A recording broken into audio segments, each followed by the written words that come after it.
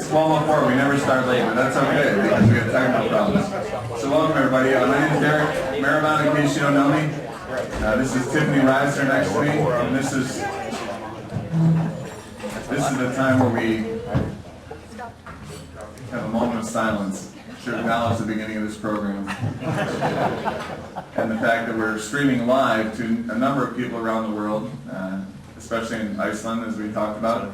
So anyone here for their first time? LA2M first timers. Okay, welcome. Welcome, yeah. Welcome. And we have some regroupers here, which is very exciting.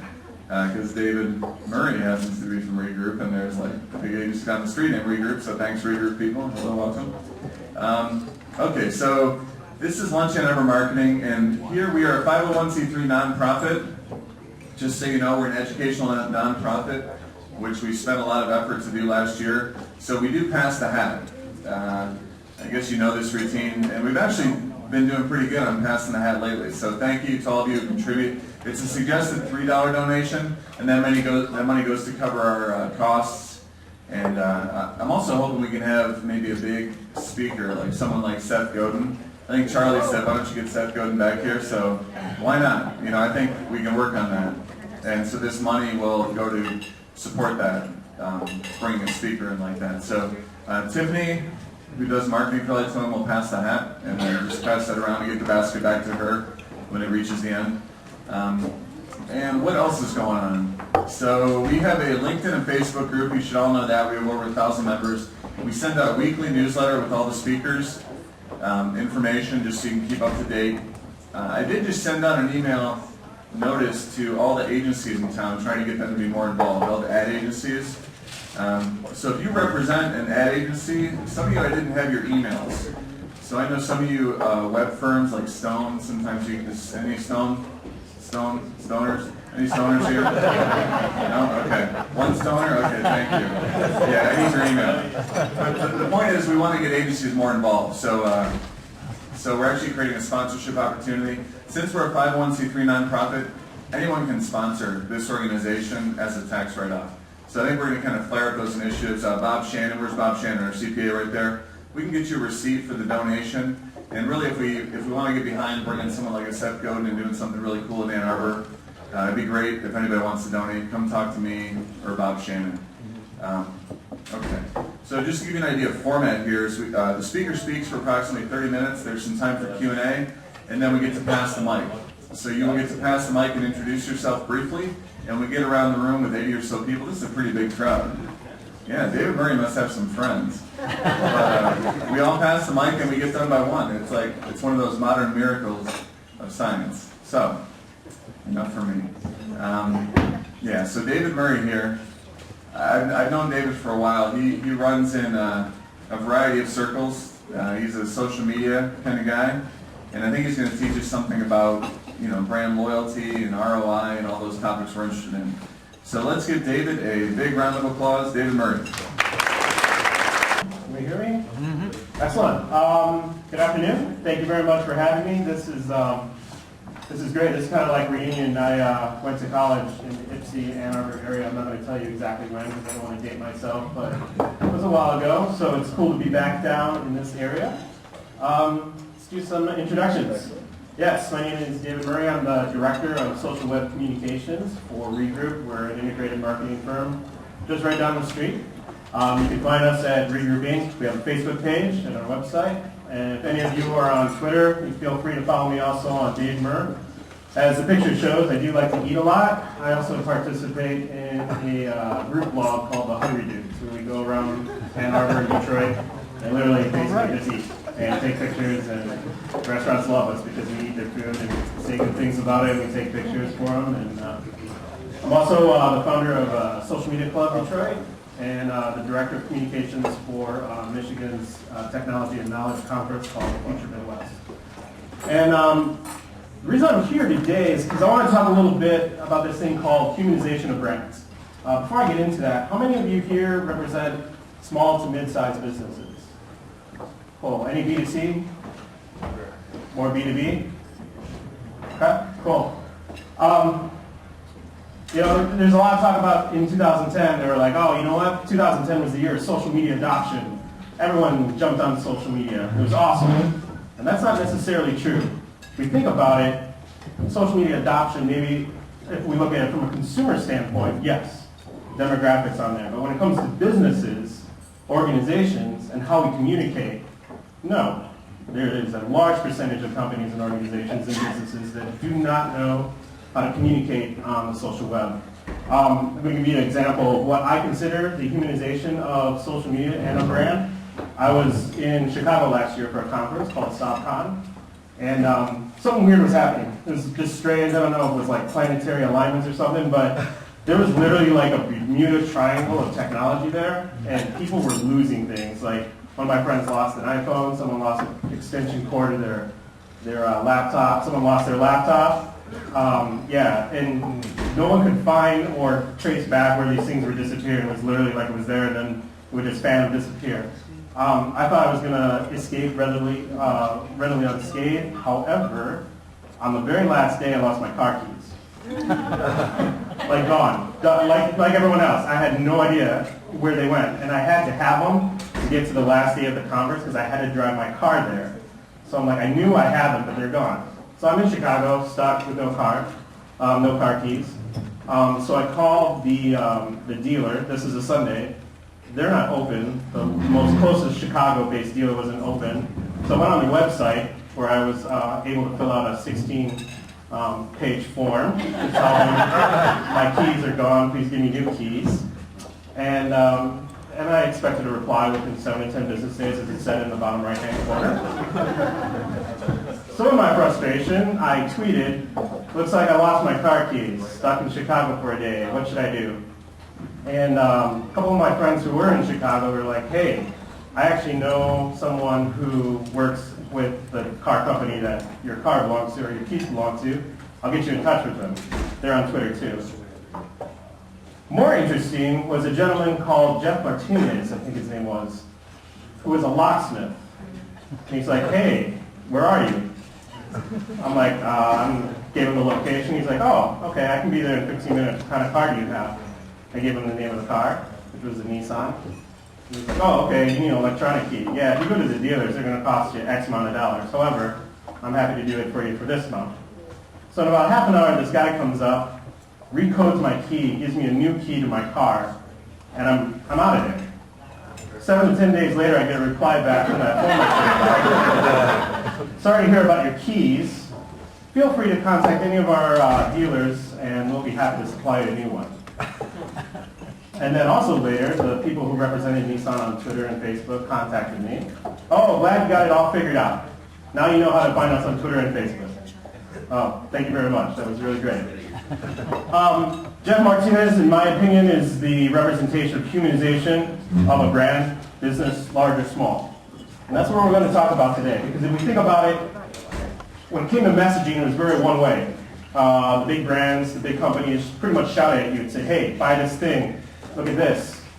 We didn't really have a choice or any options really other than either like the lady in that picture, like shy away, ignore it, or say, "Okay, great, I will buy that cereal. Thank you very much." It was one-way transactions all the way up to, it wasn't too long ago. I think it like 5 years ago even. It was still one-way transactions. But the companies were like, "Thank you very much for buying our stuff. We are done now. We no longer have a relationship. You bought my product. Appreciate it. Go tell someone else to buy my product. But you and I, we're done. Thank you very much." One-way transactions. Now what happened, as we all know, all these things happened. Facebook happened. Twitter, Flirt, all these weird word names that you think like this is a kid's video game or something pop up on the internet. And people started connecting. There's 2 words in social media. One of them is social. What do we do when we're social? Exactly. We share recipes, we talk about what happened in the Super Bowl, our favorite football teams, movies we've seen, things that we know, things that we share. You might be interested in this. Hey, the other day you were talking about a lawnmower. I met this other guy, he has a lawnmower just like yours. Maybe you guys could talk. We connect. And that's really all social media does. Social media is nothing more than an online representation of our offline behavior. And that's really important to think about when we're talking about these things like marketing and advertising and communication on the social web. I talked a little bit about adoption from the consumer base. This was research done by Pew Institute from 2005 to 2010. They studied the age demographics of social media adoption. And pretty much everyone's getting on board. Our grandmas and grandpas, they were kind of like the last holdout, but they actually had the fastest growth rate. They're now jumping on the social media internet.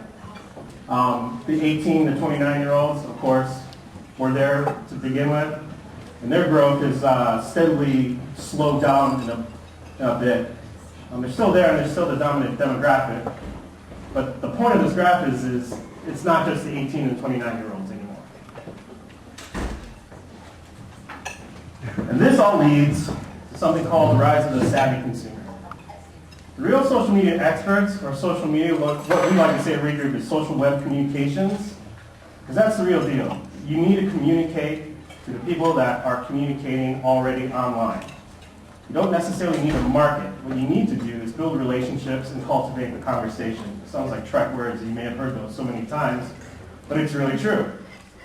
And the experts in this field are the consumers, not the marketers. The consumers know where to go to find the best prices, to find the products, to find the services they need. The consumers know where to go, who to ignore, what to look for, who do they like, and who they don't like.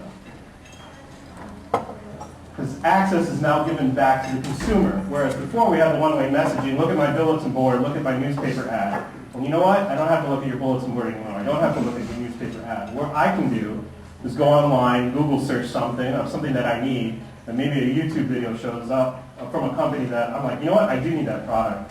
Or maybe I don't, but I know someone connected with me and my wonderful community that I have of fly fishermen that might need that product. It's access back to the consumer, and that gives power back to the consumer. Power to say, you know what, that's great, you have a great website, and you got a wonderful iPhone app, but I don't know who you are, and I don't care, so I don't need to talk to you. What the consumers are demanding, and what I demanded when I lost my keys, was immediate and authentic presence. More immediate. I just needed someone to give me keys. But think about it. If you have an appliance, say like a washer or dryer, and it breaks, if that company is online, do you not expect them to be fully present when you have a problem? Especially if they say, got a problem, contact us here. Oh great, I will contact you here. Please fill out a form. No, I don't want to fill out a form. Are you on Twitter? Great, I'm going to tweet you, and you better respond real quick. Because if you don't, I'm going to forget who you are. And the other washing machine company that contacts me and says, hey, sorry to hear you're having trouble with your washing machine. We don't have trouble with our washing machines. Want to check us out? 15% off? Guess who just got my loyalty all of a sudden? That's how quick it can flip. If you're not present on the social web, you don't exist. If you're not talked about on the social web, you don't exist. My wife the other day was like, I need a camera lens for low light. What do you recommend? A bunch of people gave them 2 names of 2 companies. We did a list. There's like over 30 companies in our area. We live up in Troy. But guess who was on top? Not any of these companies. Could have been more reputable. They could have had a better lens. We don't know. But through the conversations and cultivation of community, we now know which 2 lenses we want to get. It took us 10 minutes to find it. Went down and bought it. Done. That's what I mean. If you're not talked about, you don't exist on the social web if you're not talked about. And this is forcing companies to cultivate brand loyalty. Now it's no longer, hey, thanks very much for buying my stuff, we're done. It's like, thank you very much. Hey, do you want to take a picture of what you bought? You want to post it on our Facebook page? Hey, do you want to do a blog post? Can we interview you? Can you share it with other people? And we'll give you a 10% discount on extended offers. Let's continue this relationship now. Because I realize now you have the power to pretty much say if my product sucks or not. And even if you do, I welcome that feedback. I want to talk a little bit about the B2B and the B2C. A lot of people say, well, this is really consumer-centric. Well, guess what? We're all consumers. B2B and B2C isn't that much different. You're still relating with people. If your target audience is a person, then the social web is where you should be. Unless you really don't like people, then don't be on the social web. With B2C, it's like, you know what? I need something. Show me where I can find it, make it easy for me to buy it, and my loyalty will be yours if you continue to be there for me when I need you. B2B isn't that much different. Show me your expertise. How smart are you when it comes to, I don't know, fly fishing or putting engines or rotors? Show me. Let's connect. Connect me with other experts in your industry. And show me why I should buy from you. And let's keep this relationship going, because I may know more people who want to buy from you. Specifically in the B2B social media world, the statistics show that spending within the space is just predicted to increase. I think the most interesting statistic in this is the bottom bullet. With companies both in the B2B space and B2C space that monitor customers, the difference is 2%. Or manage communities dedicated to customers or consumer advice. It's a 2% difference between B2B and B2C. HubSpot Inbound Marketing did a study last year of 1,400 small business, mid to small business, size businesses, gauging like the social media use. And this is strictly through B2B channels. At the end, the company blog statistic I think is very interesting. Acquire a customer through a specific channel. 43% through B2B, 57% through B2C. It's not very much of a big difference. And that's really important. They're creating some sort of content that people are gravitating towards, and we'll address that in a little bit. The impact of monthly leads also increased significantly for those who provided content versus those who didn't. And when I say content, not let's just post our press release up on our website, or let's just have a website that tells us who we are, and that's it, with a phone number. When I'm talking about content, I'm talking about content that engages people, something that I will want to read. Just because you have a website doesn't mean I'm going to visit your website or even read or pay attention to what you do. But if you provide content that I want to look at, now we might be talking a little bit. Because it all comes back to the customer proposition. Stop thinking, I need a social media strategy. Think about how you're going to communicate. How are you communicating now? Or better yet, what we find out is how are we not communicating? Where is our potential to communicate? And what social channels would be the best way to use those so we can communicate effectively? And here's the secret. Stop thinking like a company, no matter what size you are. Start thinking like a customer. If I was a customer to this particular company, to my company, what would I want to see? How would I want to engage with me? How are people already engaging with my competitors? Something happens when we go online. Again, we're like, oh, the social web, the media, yeah, awesome. We go right back into, you know what we need to do is a lot of ads. We need to push. We put placement marketing and clicks and pay-per-clicks, and all those things are great. I'm not saying don't do those, but don't forget why the social web is social. You want to build brand loyalty, avoid everything on the left. Somewhat. Don't focus on the tools. Again, focus how you're going to communicate. Listen. Pay attention to what people are talking about. I mean, we would have paid through the roof for all the information we can get online. Anyone use Twitter search? I mean, give me a break, dude. That's where I find a filter where I should go for like a movie or buy something for my wife. I mean, it's consumer-based feedback, instant, fast. We would have paid through the roof for information like that. If you want to build brand loyalty, pay attention to all the fluffy words on the left. All those words that don't really fit into marketing, communication, passion, helping. Put in helping twice. Because I can't stress enough how much that is going to build your brand loyalty by helping others. Everyone's like, Dave, what's your ROI on being on social media as in person? I was like, I have no idea. I don't track that. I don't think about it offline. I don't think, oh, you know how many friends I have? I should write it down in a book somewhere. No, I don't think about it that way. But I do help, and through helping through social media channels, you reciprocate. It does pay back.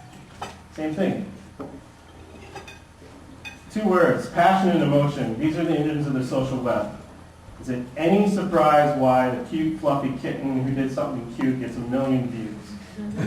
Versus, hey, here's a new garbage can. Look at it. It's awesome, and it's also on YouTube. No. Passion and emotion. You might be saying, well, that's That's fair, Dave. That's a kitten versus a garbage can. Of course, we will look at the kitten. My point here is, think of your passion point. In any business that you do, there is a passion point. I don't care how large or small your business is. If GM and Ford can find passion points in their industry, so can you. I'm going to provide some case studies that do that exact same thing. Because your passion point is really what's going to connect me to you. It's going to be like, oh, you know what? I connect on that passion point, that element of what you're talking about that relates to you, but isn't necessarily about your product, but I relate to that. Let's connect, let's talk. And you know what? Maybe then I will look and see what you're trying to sell me. Companies that sell well on the social web through passion points, and I talked about this, through content. They develop something what I like to call a good content bubble. This is a separate presentation that I've given before, so I'll just give you a lowdown of it. A strong content bubble is when you're thinking about a content. You know, something happens when we think the word blog. All of a sudden we think of writing, like term paper. I got to write stuff. I didn't like writing stuff when I was in college. I don't want to write stuff now. Blog doesn't have to be text. It can be images. It can be pics. It can be quick. Brevity is king on the social web.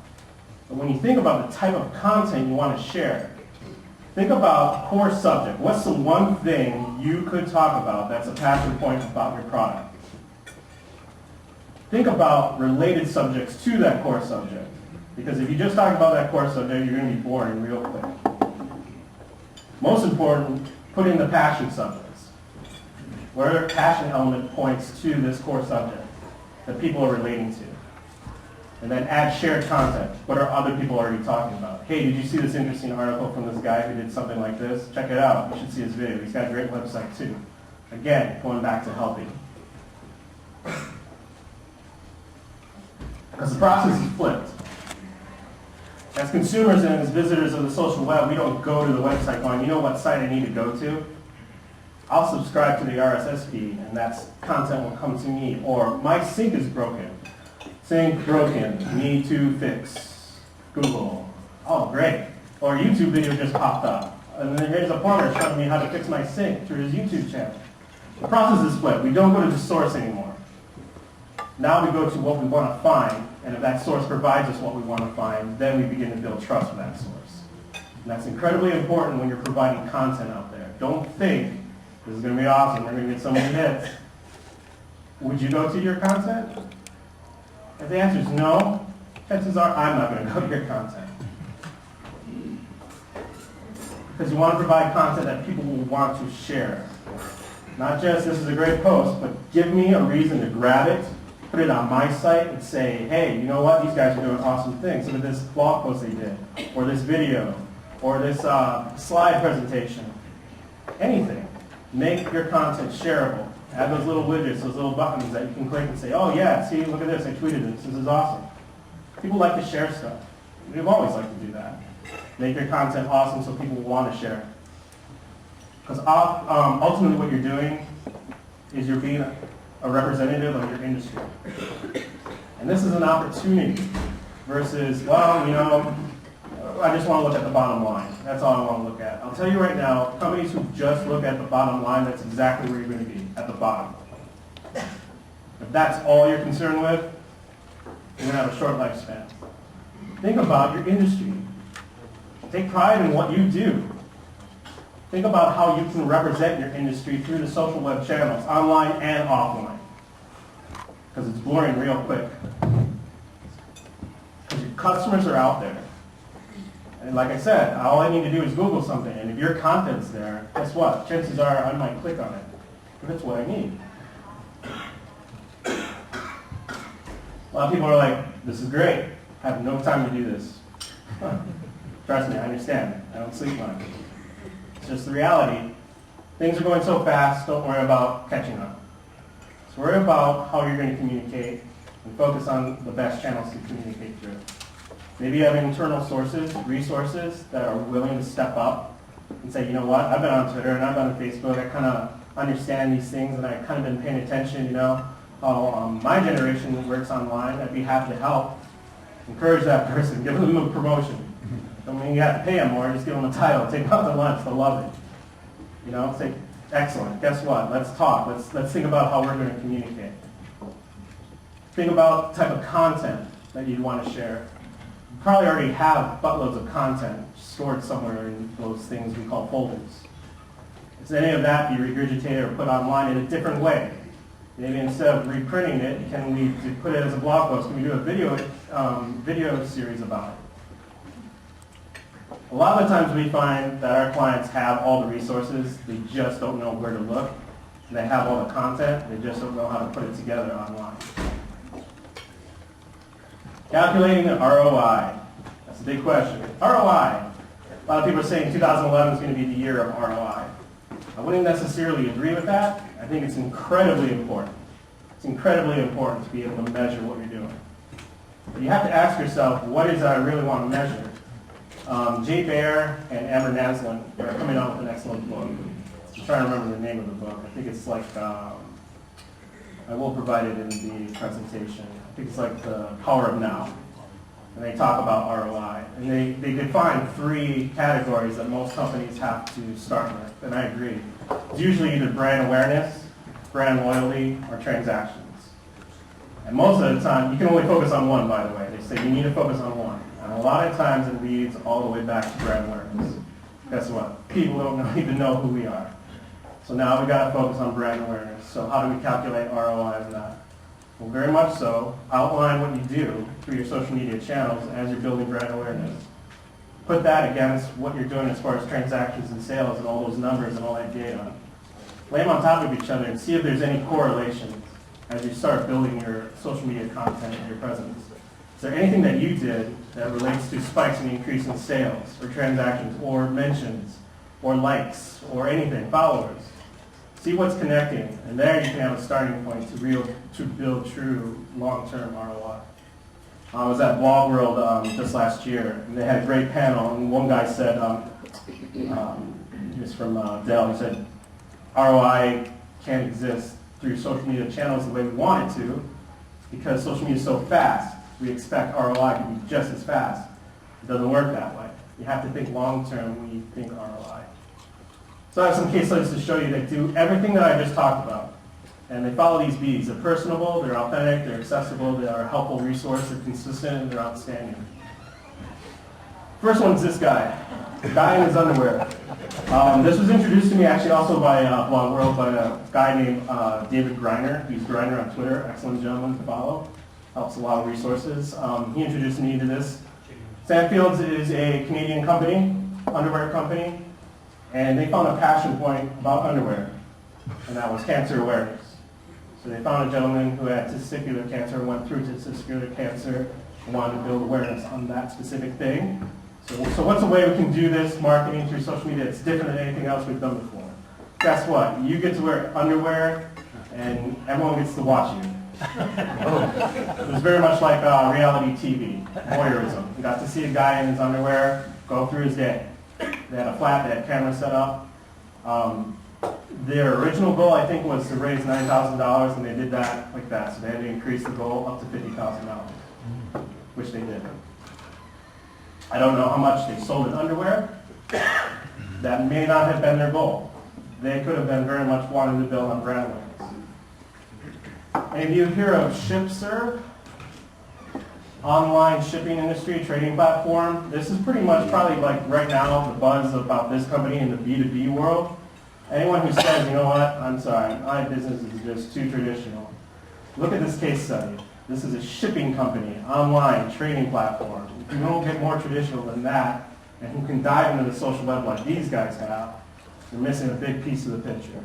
Their main objective was to build brand awareness. And they realized they had to revamp the entire way they communicated online. Not just, oh, what's our Facebook page going to be? It's like, you know what? What's our passion point? What do we want to type? What do we want to say? What do we want to take a point of view on? And let's think about what channels we can use to communicate that through. They were very personable. They approached other communities, other B2B marketers, other B2B salesmen. Anyone in the B2B business, they felt, was their target demographic. Let's build relationships with these. Over time, LinkedIn and Twitter became the top resources back to the website after they revamped everything. And their increase of business leads by 400%, I think is pretty significant.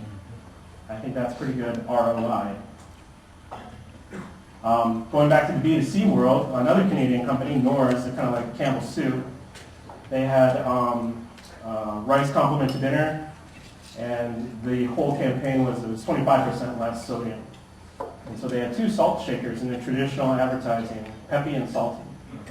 People gravitated to these salt shakers, and so they started doing like little commercials where salty would always be left out because there's less sodium, so people don't want to put salt on their food anymore, so they grab peppy. So I encourage you to go up and check out YouTube and keyword this and check out the videos. They're actually quite hilarious.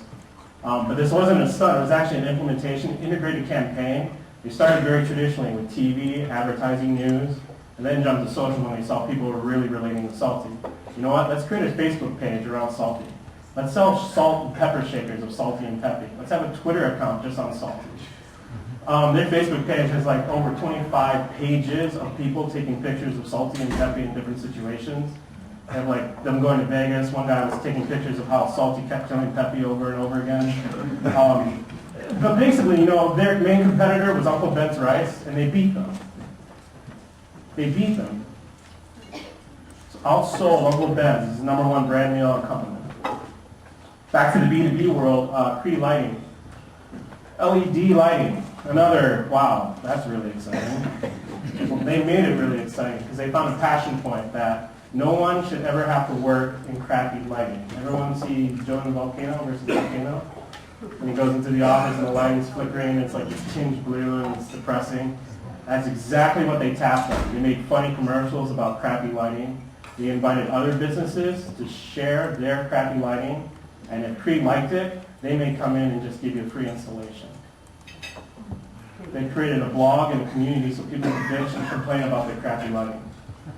There's a passion point for every business. Promise Pizza, small rural pizza shop, very much in a small business community. I think I'm trying to remember the blog post, I think their community had like less than 5,000 people. They started very traditional, did all the news, did all the advertising, jumped on Facebook, did it all with a big bang, and they did good, and then all of a sudden it catered down. And then they started realizing, you know what, we really need to engage in our community. We really need to participate with the community. What are these things called tweetos that we hear about?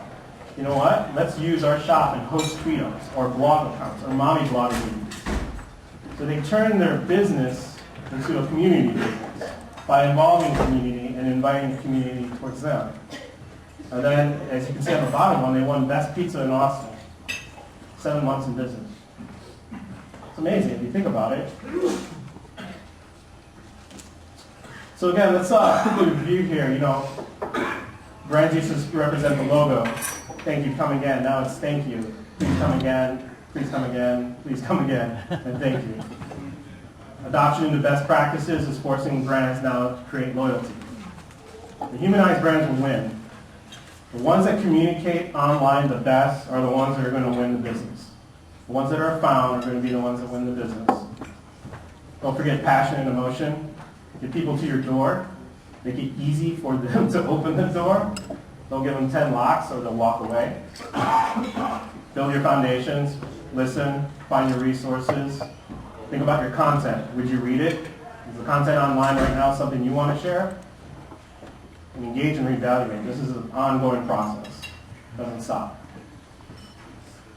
So I thank you very much. And if you have any questions, I guess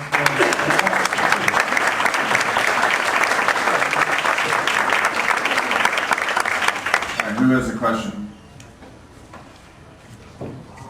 None. Question? Perfect. Oh, question. Where? Okay. What's been your favorite campaign that you've done online that you didn't mention here? A personal campaign that we've done? Right now we have a health client. And again, like the health industry is like one of the fastest growing sectors just industry-wise. If you see a lot of what healthcare is doing online, that has been very interesting. Very interesting to see these, I don't want to say titanic organizations, but very traditional organizations realize that they need to communicate. We're working very closely with a B2B channel, one of our healthcare clients, so they can actually talk with their sales representatives and cultivate that relationship sales representatives that represent their brand and other brands. But they recognize the need, like, you know what, we just can't send out that flyer every quarter or just have that one email go out and say, hey, here's some updates. We really need to cultivate these relationships and build a connection with these sales reps so they can be loyal to us and us with them. That's been great. Outside of the firm I'm working for now, in the past, I did T. Boone's renewable energy program. You don't know who T. Boone Pickens is. He's a Texan, wants renewable energy and all that good stuff. For me, that was just fascinating to see how passionate people were about renewable energy, like to a point of fanaticism where I was like actually kind of scared because I was moderating the community. I mean, you say, oh, here's an article on wind, and then the solar guys are like, no, you're wrong, and the nuclear guys are like, no, and then it would just turn into a big showdown. But that was actually a really fascinating program to be part of. Well, one more question before, because we have a big group to introduce ourselves, but based on your experience, if we were going to go out of the state of Michigan for a social media conference or some place to connect, where would you recommend we go? Outside of Michigan, I can only speak to the conferences I've attended. SoftCon, which is in Chicago, it's run by Liz Strauss. It's usually limited to like 100, 150 people. I like those the best because you can actually build relationships, learn in a setting that's not too loud. There's Ungeeked, which kind of travels around the country. It's actually coming back to Chicago again. It's been in Florida, Milwaukee, San Francisco. Again, same thing, 200 people. Real hands-on. One of the best things that they do is they do a 20-on-1. So 20 attendees can have a panel with one speaker for an hour. Last year I was with Olivier Blanchard, who is the brand builder online. He talks a lot about ROI. So for 1 hour I got to pick his brain. It was awesome. If you're looking purely networking and you like to drink and party and not like to get a lot of things done, South by Southwest is probably one of them. Blog World actually is fantastic. As far as big conferences, you can gauge the value of a conference when you go to it and you have to fight over which panel you want to go to. And you're like, oh man, this one's good, and so is this one. That's a good conference. And Blog World had that over and over where I had to fight over which panel I wanted to see. So That's cool. Yeah. All right, let's give David Murray from Regroup on the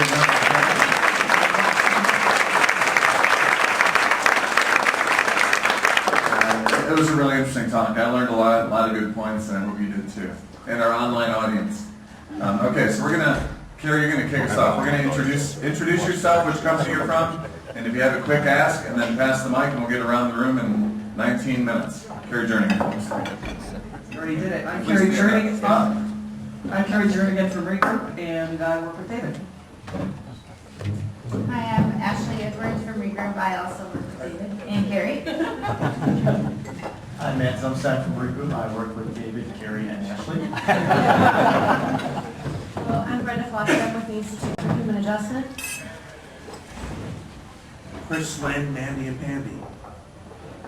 Hello, everybody. My name is Tom Neeley. I work in wealth management from Merrill Lynch here in Ann Arbor. My team works primarily doing a lot of investment strategies and portfolio construction. And I guess what that would mean to you is that recently I've been working with people who have changed jobs and who are moving from 401ks into IRAs, things of that nature. Thank you very much. Patrick McLaughlin, Calder Communications, work primarily with technology companies, but not exclusively. Hi, I'm Rebecca Scott, and I'm with WEMU, which is the NPR radio station here, broadcasting out of Eastern Michigan University. Frank Zielinski, Director of Marketing for AppSecure Water Company, here introducing the next guy to the group. And just one ask, where's Tech Social Aid? Audrey here? She was in the back. She took a... Okay. My name is Jerry Wayne. I'm a refreshment consultant with AppSecure Water Company, more than just water, and just trying to get into the community here and try to help out local businesses and people in their homes. I'm Lanny White with growbiz.org. Hi, I'm Dee Davey, Creative Ideas Marketing. I help overstretched and under-resourced marketing teams get key projects off their desk without the investment of a full-time resource. I'm Bob Shannon. I've got my own CPA firm. I specialize in helping startups with their accounting, business planning, and tax issues.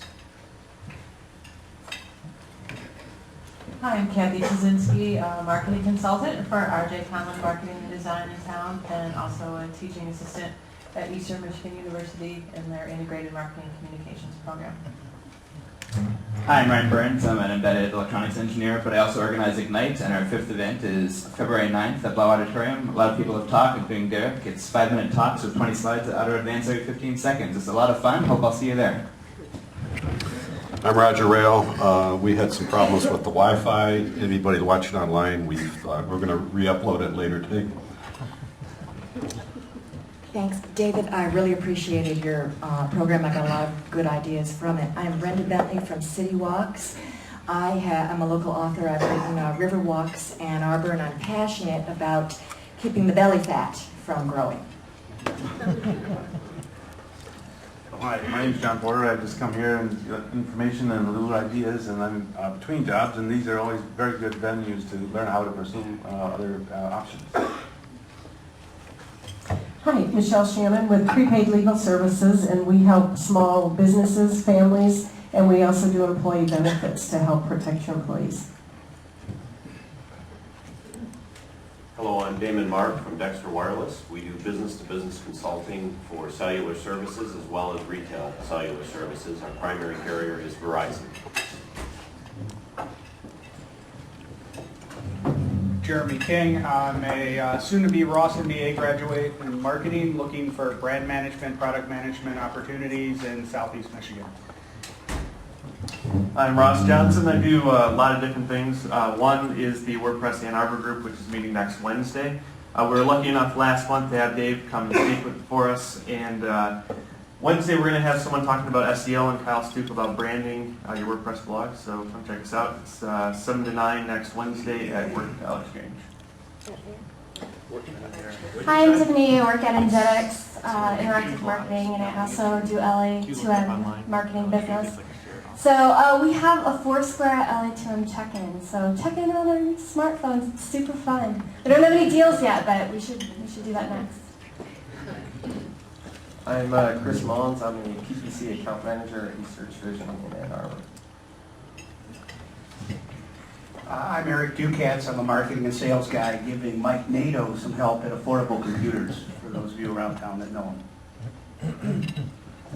I'm Bud Gibson. I'm a professor at Eastern Michigan University. I started our search marketing program. We now have 3 courses, run about 100 students a year through it, and they all work with real organizations, and they produce great results. Hi, I'm Nikki. I'm the new LA2M intern, so I'll probably be seeing all of you guys a lot. Hello, I'm Greg Moore. I'm with Taz Networks. We're a small to medium-sized business IT provider, and I need to get with the River Rock group about that belly fat.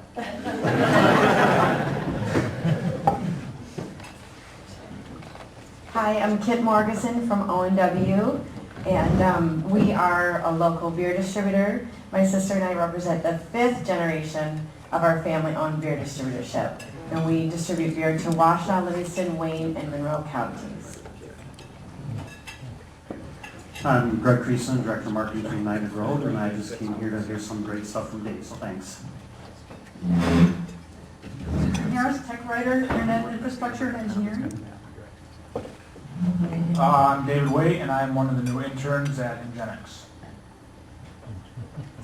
Hi, I'm Julie Vandewater, and I work for a company called Elaine Software here in town. I do the website and marketing, and we sell various mobile apps for mobile devices.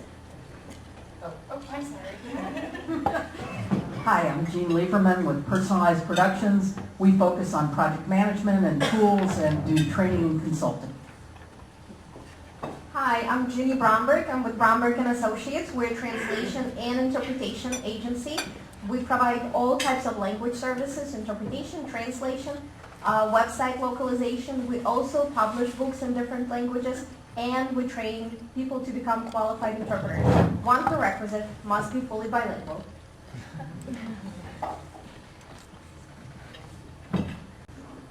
Hi, my name is Brenda Romig-Fax. I work for Quantum Compliance Systems. We develop and sell environmental health and safety software.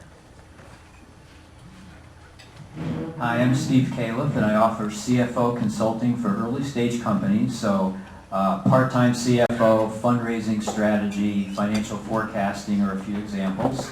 And looking for a president or a CEO of an entrepreneurial company. Thanks. Hi, I'm Amanda Butcher. I'm one of the new interns at Nginx. Hi, I'm Courtney West. I'm also an intern at Turks company in Nginx. Hi, my name is Brett Boriswold. I'm a recent grad at Eastern Michigan for international business and marketing, and right now I'm looking for an experience in marketing. Hi, my name is Michelle Mushy. I coach running. I like to work part-time, and I'm looking for another part-time job now. I also have a quilting business, and I went on Facebook this past week, and I have 36 people, some of which I don't even know, so fascinating. Good afternoon, my name is Mary Nolan. I'm with Merrill Lynch Wealth Management here locally in Ann Arbor. And Merrill Lynch obviously is a full-service financial providing company. We do lending, banking, trust, and investments. So that's what I do. Hi, my name is Kosako Yanakis. I'm a University of Michigan graduate in Industrial and Operations Engineering, and I work for Mac Consulting. Hi, I'm Matthew Walter. I'm the other half of Mac Consulting, and we help small businesses from an operations perspective. So we're looking for a small business that may want to look at how their business is running.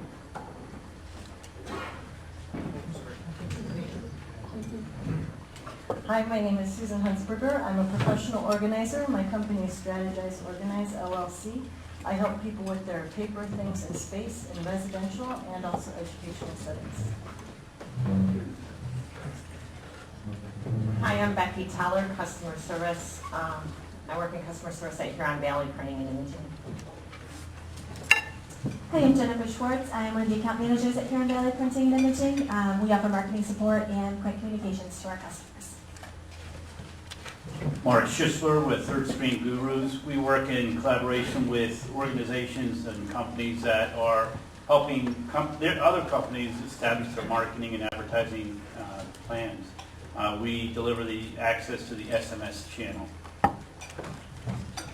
Hi, my name is Joel Bergen with Dishfish, and I'm excited today that to announce that we've launched our service, which is we use the mobile web to create marketing and fundraising alliances between businesses and nonprofits.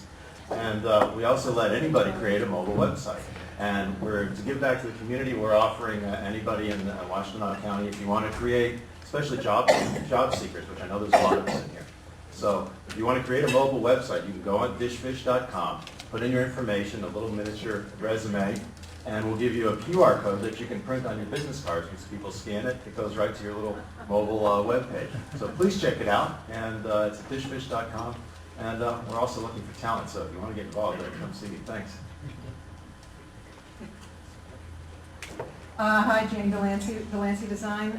We're kind of one-stop shopping for design for marketing. So any kind of issues in marketing that would need design, like a website, trade show exhibit, give us a call, Delancey Design.